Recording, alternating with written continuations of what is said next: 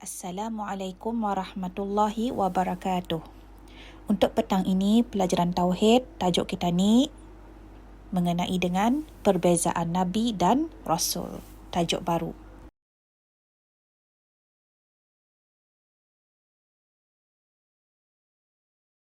Objektif pelajaran, cikgu mahu semua murid-murid dapat memperjelaskan pengertian Nabi dan membezakan di antara Nabi dan Rasul dengan betul.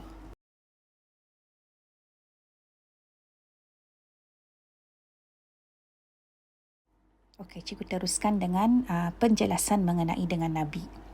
Nabi ialah seorang laki-laki yang disampaikan wahyu kepadanya untuk dirinya sahaja.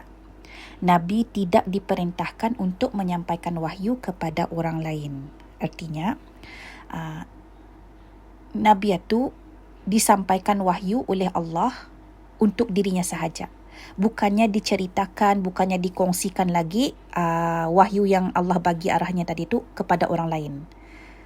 Ia saja yang tahu apa saja wahyu yang kena sampaikan, yang kena bagi oleh Allah, tidak payah lagi diceritakannya kepada orang lain. Hanya Nabi saja yang tahu pasal wahyu itu untuk dirinya sahaja. Bukannya diceritakan lagi, bukannya disampaikan lagi kepada orang lain. Kemudian, semua Rasul itu Nabi. Okey, semua Rasul itu Nabi, maksudnya kan kita ni tahu Rasul yang wajib diketahui seramai 25 orang. Okey, itu maksudnya semua Rasul itu Nabi. 25 orang Rasul yang wajib kita ni ketahui itu semua adalah Nabi. Dan tidak semua Nabi itu Rasul. Tidak semua Nabi itu Rasul, maksudnya dalam 25 orang Nabi yang kita ni wajib ketahui tadi, 25 orang Nabi daripada Nabi Adam alaihissalam sampailah Nabi Muhammad sallallahu alaihi wasallam itu, indah semua digelar Rasul. Indah semua dalam 25 orang Nabi tadi itu, indah semua kita ni bergelar Rasul. Jadinya nampak di sana perbezaan di antara Nabi dan juga Rasul.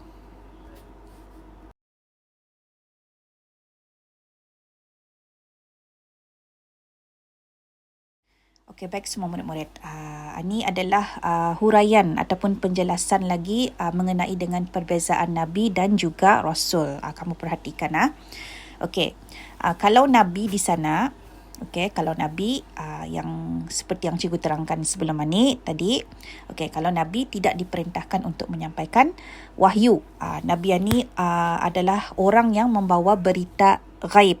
Lagipun Nabi ini yang diutus oleh Allah ramai kan? Ramai, iaitu sebanyak 313 orang. Itu adalah Nabi. Pasal itu Nabi ini ia indah diperintahkan untuk menyampaikan wahyu. Apabila ia diberikan wahyu oleh Allah, ia tidak diperintahkan lagi untuk menyampaikan wahyu kepada orang lain. Tapi kalau Rasul, okey, Rasul ini utusan kepada sesuatu tempat ataupun kaum. Lagipun Rasul ini diperintahkan untuk menyampaikan wahyu lagi kepada orang lain.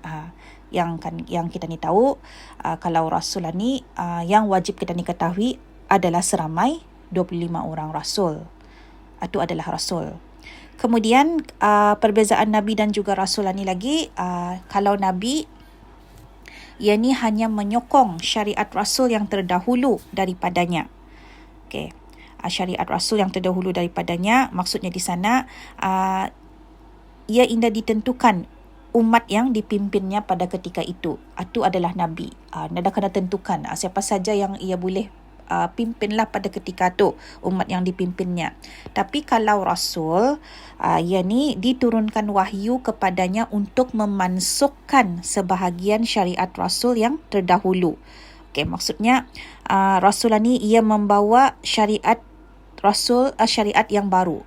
Contohlah, kalau sebelum ni syariat yang lama stop dah sampai sana, ajaran itu sampai sana. Kemudian bila ada lagi Rasul yang kena lantik selepas itu, jadinya syariat Rasul yang baru.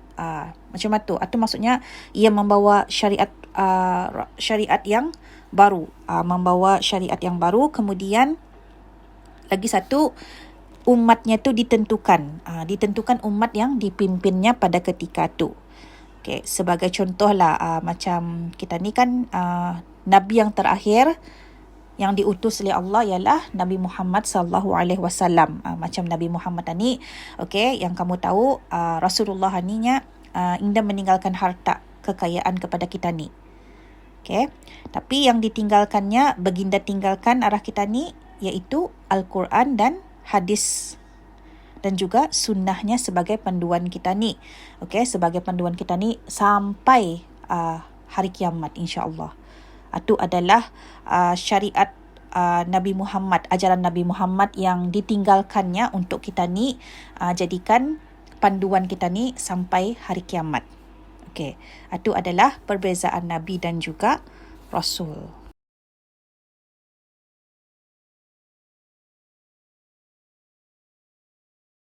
Dan untuk yang terakhir, sebelum cikgu tutup pelajaran kita, penerapan akhlak untuk hari ini, sentiasa ikut ajaran Nabi Muhammad sallallahu alaihi wasallam dan kita ni contohi akhlak para rasul, insya-Allah. Sekian, wabillahi taufik wal hidayah. Wassalamualaikum warahmatullahi wabarakatuh.